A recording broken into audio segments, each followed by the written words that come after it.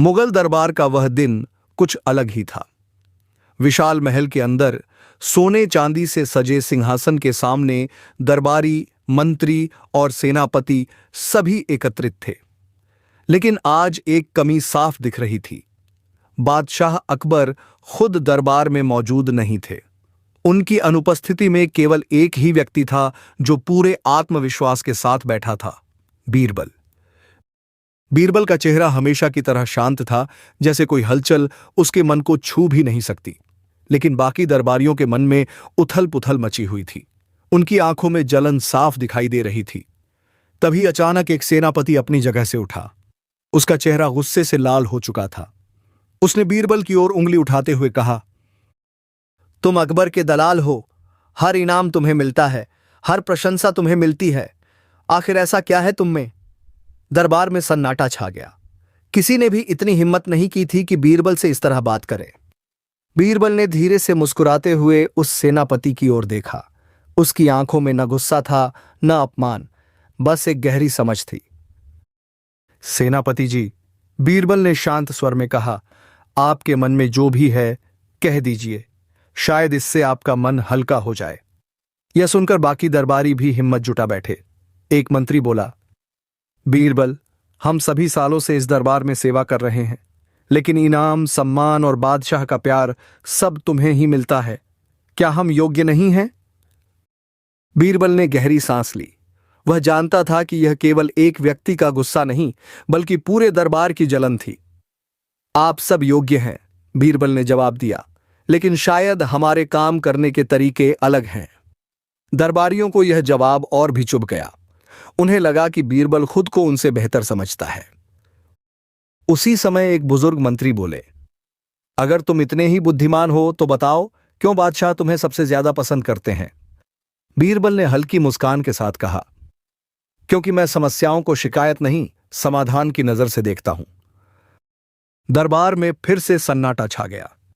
बीरबल ने अपनी बात समझाने के लिए कुछ घटनाएं सुनानी शुरू की। पहला उदाहरण, एक बार एक विदेशी राजदूत दरबार में आया था। बीरबल ने कहा, उसने बादशाह से पूछा, दुनिया की सबसे कीमती चीज क्या है? सभी दरबारी चुप थे। कोई जवाब नहीं दे पाया था। मैंने जवाब दिया, विश्वास। क्योंकि अगर विश्वास न हो तो सोना चांदी भी बेकार है। बादशाह उस जवाब से बहुत खुश हुए थे। दूसरा उदाहरण, एक बार खजाने में चोरी हो गई थी। बीरबल ने आगे कहा, सभी पहरेदारों से पूछताछ हुई, लेकिन कोई चोर नहीं मिला। तब मैंने एक उपाय किया। मैंने सभी को एक एक डंडा दिया और कहा कि जो चोर होगा उसका डंडा रात में 1 इंच बढ़ जाएगा। सुबह देखा गया कि एक व्यक्ति ने अपना डंडा छोटा कर लिया था ताकि पकड़ा न जाए। उसी से चोरी का पता चल गया। दरबारियों ने एक दूसरे की ओर देखा। उन्हें यह घटना याद थी। तीसरा उदाहरण, एक बार बादशाह ने पूछा था, सबसे बड़ा झूठ क्या होता है? बीरबल ने कहा, मैंने जवाब दिया, जब कोई व्यक्ति अपनी गलती मानने से इनकार कर दे। इसी बीच दरबार के दरवाजे खुले और बादशाह अकबर अंदर आए। उनकी नजर सीधे बीरबल पर गई। क्या चर्चा चल रही है? अकबर ने पूछा। एक मंत्री ने हिम्मत जुटाकर कहा, जहां पनाह, हम जानना चाहते हैं कि आप बीरबल को इतना प्यार क्यों करते हैं?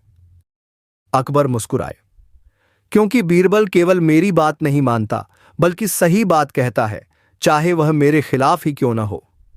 उन्होंने आगे कहा, जब पूरा दरबार चुप हो जाता है तब बीरबल बोलता है, जब सब उलझ जाते हैं तब बीरबल सुलझाता है। अकबर की आंखों में गर्व साफ झलक रहा था। और सबसे बड़ी बात, अकबर ने कहा, बीरबल कभी किसी से ईर्ष्या नहीं करता। सेनापति, जिसने पहले अपशब्द कहे थे, अब थोड़ा शर्मिंदा था। उसने धीमे स्वर में कहा, लेकिन हमने तुम्हें बहुत कुछ कहा, तुम्हें गुस्सा नहीं आया? बीरबल मुस्कुराया, गुस्सा तब आता है जब हम खुद को कमजोर समझते हैं। मैं जानता हूं कि आप सब मेरे साथी हैं, दुश्मन नहीं। उसने आगे कहा, आपके शब्द मुझे नहीं बदल सकते, लेकिन मेरे व्यवहार से शायद आपका नजरिया बदल सकता है। धीरे धीरे दरबारियों के चेहरे बदलने लगे। उन्हें एहसास हुआ कि उनकी ईर्ष्या ही उन्हें पीछे रख रही थी।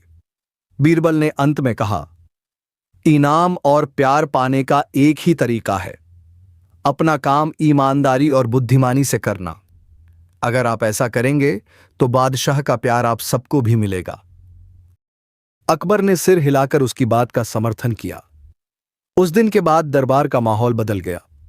ईर्ष्या की जगह सम्मान ने ले ली और बीरबल वह पहले की तरह ही शांत और सरल बना रहा, क्योंकि वह जानता था, सच्ची बुद्धिमानी वही है जो अपमान को भी मुस्कान में बदल दे।